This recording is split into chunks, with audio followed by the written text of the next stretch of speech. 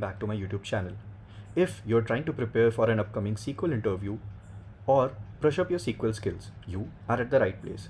Today we are going to tackle a classical problem of computing cumulative sum based on given conditions.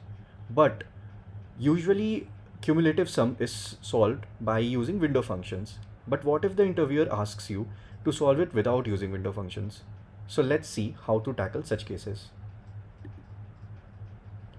So the problem was that a transactions table is given with customer ID, transaction ID, date, time and value.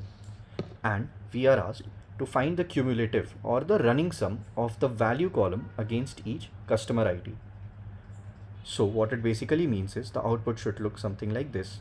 For people who don't know what a cumulative sum or running total means, is that for a customer ID, suppose if I want to take what is the cumulative sum or running total, it will sum up the values when it increases by one row. Every time it goes to the second row, it will add the previous value, and going forward it will be adding the previous sum. Suppose the customer ID 1 have a value of 100 as its first date time value. The next cumulative sum will be the sum of 100 plus this column. Then the next value will be the sum of the last sum plus the new value, and then if it is the final row, then it will the value of the last sum plus the last value, and this will give us, for customer ID 1, my cumulative sum is 425. So in this way we can solve this problem. Now to solve this problem, there is a typical function which is already provided in SQL, which is the window function. So here we'll be using the window function sum because we need the running total or the cumulative sum of the columns value.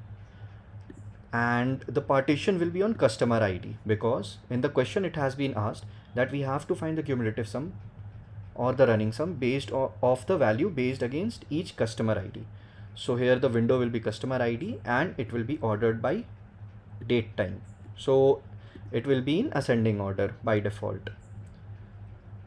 So let's jump on to how to write the code for this. And as usual, let's see our table which has been given from which we need to solve this. What are the values?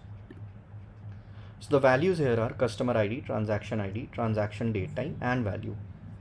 Now we know that at what window we need to partition the data. So let's try and light. Select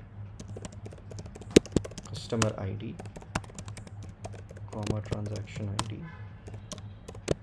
transaction date time, comma value, and now the window function. So the window function would be sum, the column which we need to do the sum with, so sum bracket value over the partition or the window function, basically the window on which we need to partition the data on, that is the customer ID. So sum of value over partition by the customer ID, order by the transaction date time, ascending.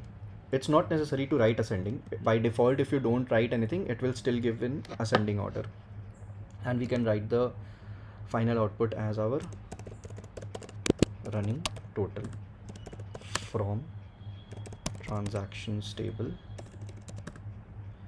And in window functions we do not need to use the group by, so let's run it without using it.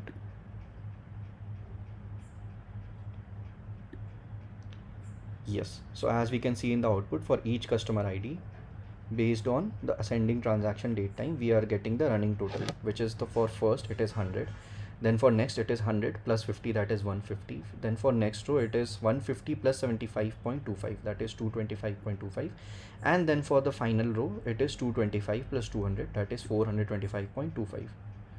And similarly the next window will be of customer ID 2, and it will take, again the sum will start from 120, so 120 is the first row here, so 120, then 120 plus 80, that is 200, then 200 plus 150, that is 350, and then 350 plus 60, that is 410, and then the second partition is ending, and so forward, going forward it will take the next partitions, that is 3, then 4, and then 5, and every time it will start from the beginning for each IDs. So that's how the window function works. So I hope you guys are clear on the window function part. Now, what if the interviewer asks you to solve this question without using the window function?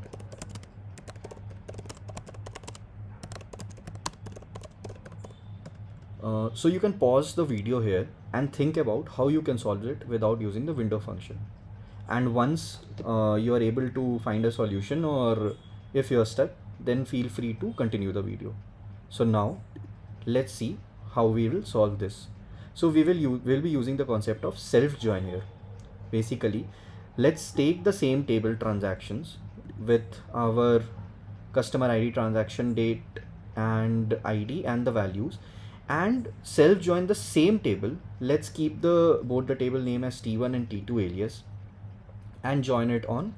First, we will have to join it on customer ID, because each customer ID cumulative sum is what we need. And the second will be, we will have to do a trick, that is, we will have to join on date time, and this date time trick will help us to get the cumulative sum. Now, how it will help us? So first of all, we will pick all the 4 columns from T1 itself, and now for cumulative sum, we'll be taking the value from T2 column in the T2 table, and we will be joining it on T2 dot date time is less than equals to T1 dot date time.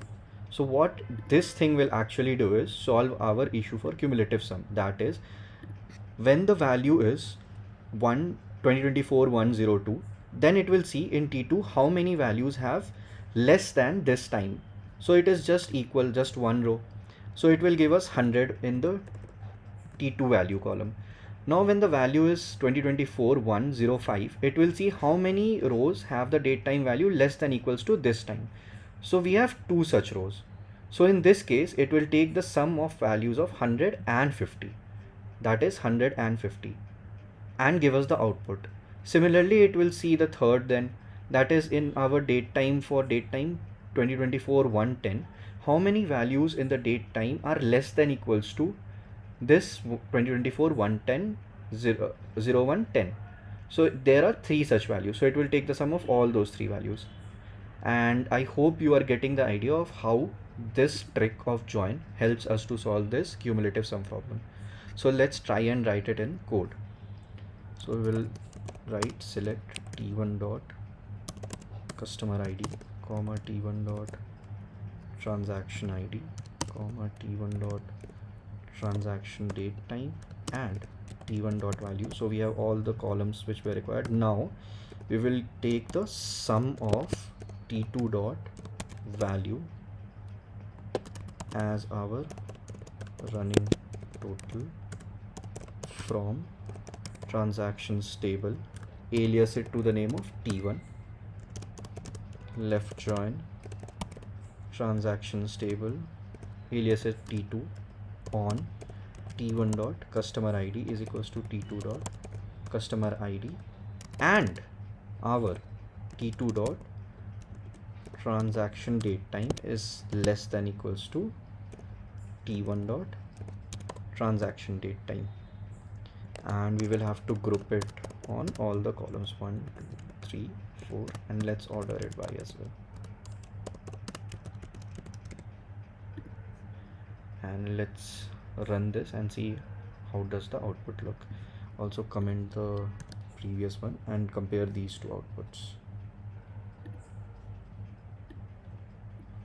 Yeah, so we have both the outputs, and yes, you can see from the second join how the output is coming. So we are getting the same exact output, that is 425, 225, 150, 100, 425, 225, 150, 100 for the customer ID 1. Similarly for customer ID 4, it is 90, 200, 330, and so on for other customer IDs. So that's how a small trick in the join helps us to solve such questions of running total or cumulative sum or whatever you want to call it. And the questions can be tweaked with average or any other such functions. So make sure that you use the self join correctly in such cases, and that's how you solve such questions.